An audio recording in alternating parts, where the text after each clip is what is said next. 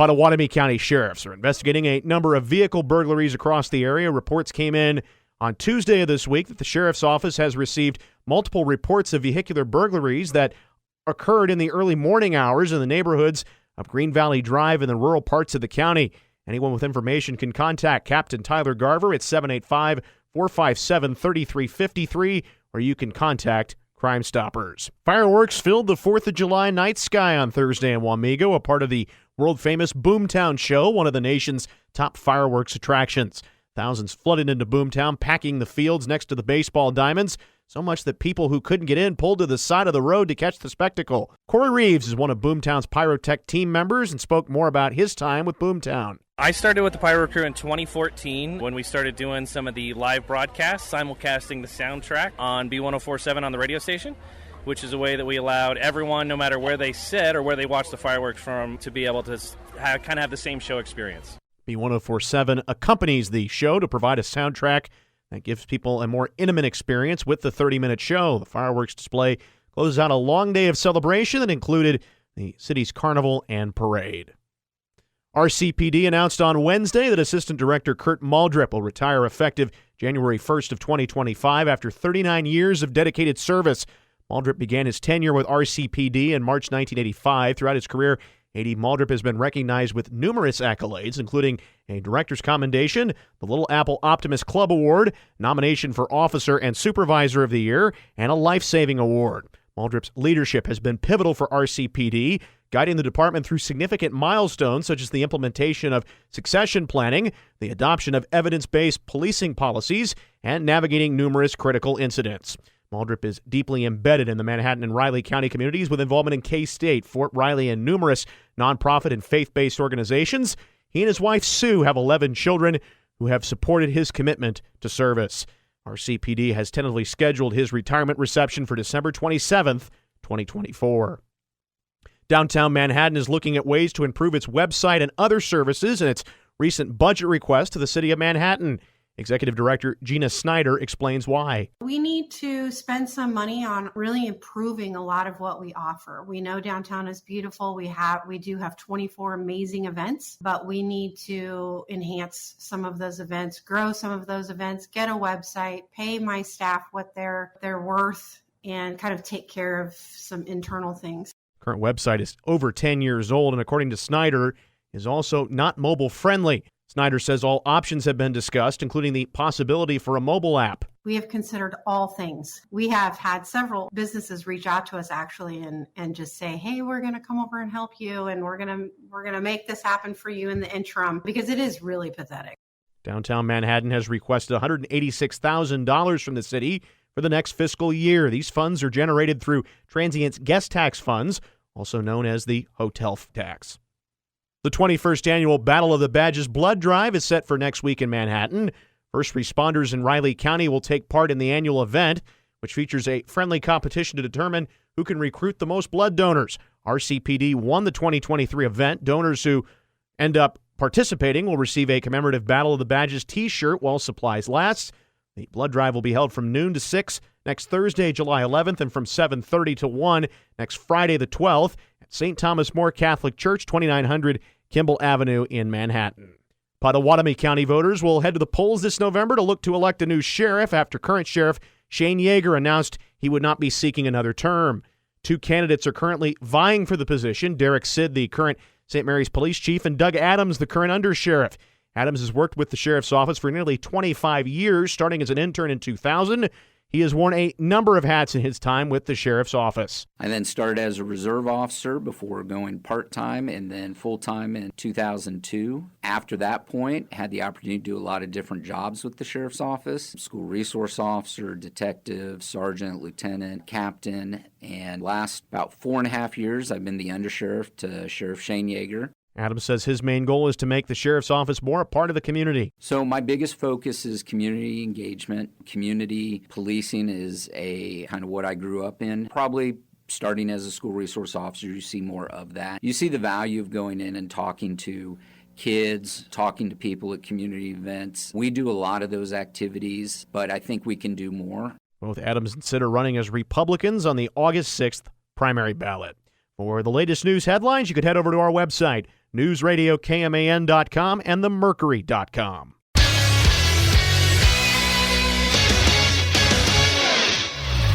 K-Man's Morning News continues with a look at your sports headlines. Good morning, I'm Troy Coverdale.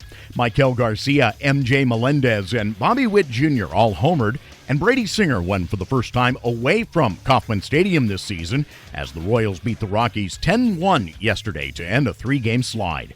Garcia's 3-run homer capped a 4-run second inning off right-hander Tanner Gordon, who was making his major league debut. Garcia drives it deep in the air, left field. Jones darts back at the fence, and it's out of here! Into the second row of the bleachers in left field. Michael Garcia lines a 3-run homer, and the Royals take a 4-0 lead in the top of the second. Melendez would homer in the 7th. Witt hit his 15th to cap a 3-hit day in a 3-run 9th. Fastball laced down the left field line, toward the corner, and gone! Just over the left field fence into the tunnel next to the bleacher seats in left. A line drive 3-run homer for Bobby Witt Jr.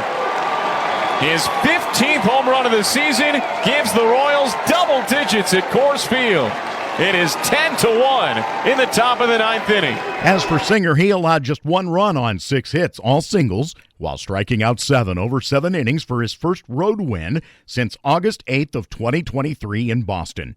He's now 5-5 with a 2.93 ERA this season.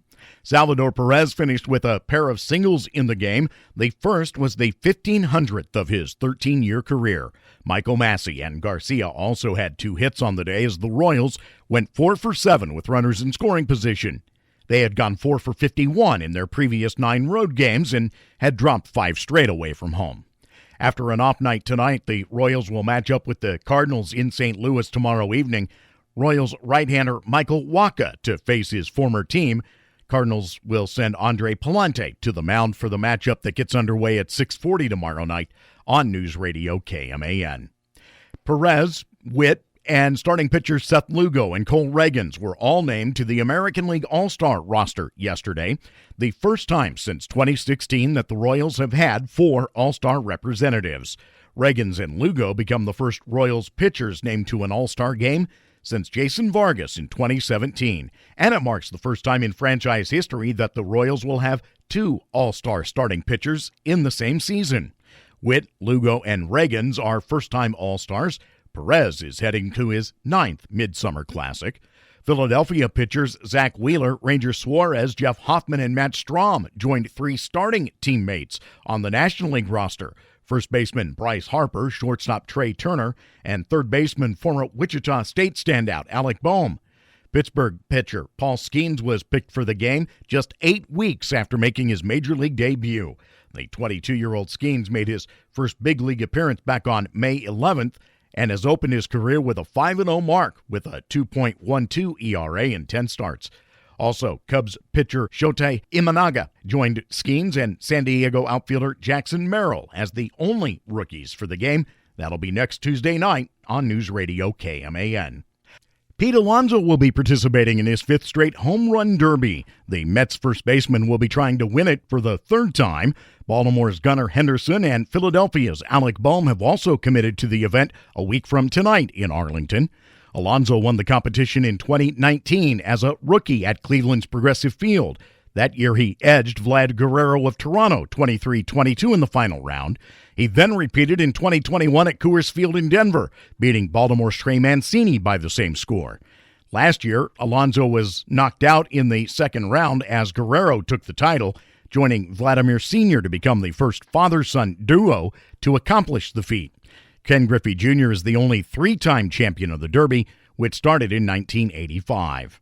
Another 2025 football commitment for K-State is in place after the announcement Saturday by running back Montario Elston that he's headed to Manhattan. The Little Rock product committed after a recruitment that saw K-State become the first to offer him last fall. His announcement comes shortly after his official visit to Manhattan. The On3 ratings placed the 5'9", 180-pounder as the 58th best running back in the country, ranked as the 9th best player in Arkansas, entering his final year of high school. Last year, he ran for 847 yards and 10 touchdowns on 59 carries for Little Rock Parkview. He added another 887 yards as a receiver on 60 catches, scoring 11 touchdowns through the air while helping his squad to an Arkansas 5A state title. He becomes the 14th commitment to K-State for the class of 2025, choosing the Wildcats over Arkansas, Georgia Tech, and Mizzou, among others. Kevin Durant is dealing with calf soreness that has kept him from being a full participant in USA Basketball's training camp for the Paris Olympics, though he has assured team officials he does not expect the issue to be a major one. Durant becomes the second forward unable to be a full participant at the U.S. camp that had its second day of on-floor workouts in Vegas on Sunday. Boston forward Jason Tatum was excused from the first 2 days of camp workouts for personal reasons. He's expected to join his U.S. teammates for the first time today.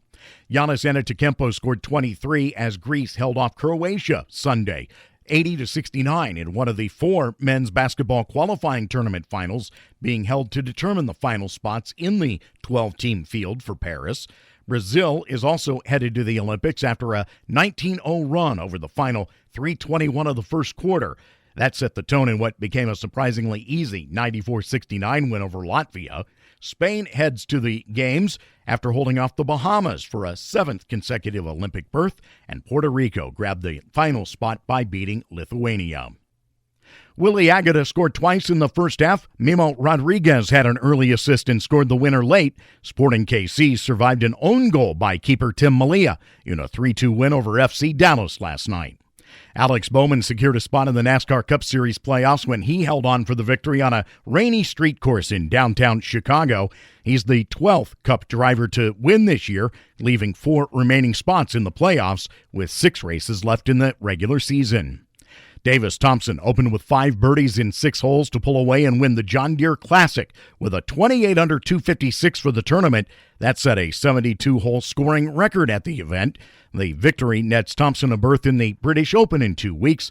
The Georgia native will also go to the Masters for the first time next April. This afternoon, The Game from 4 until 6 at News Radio KMAN.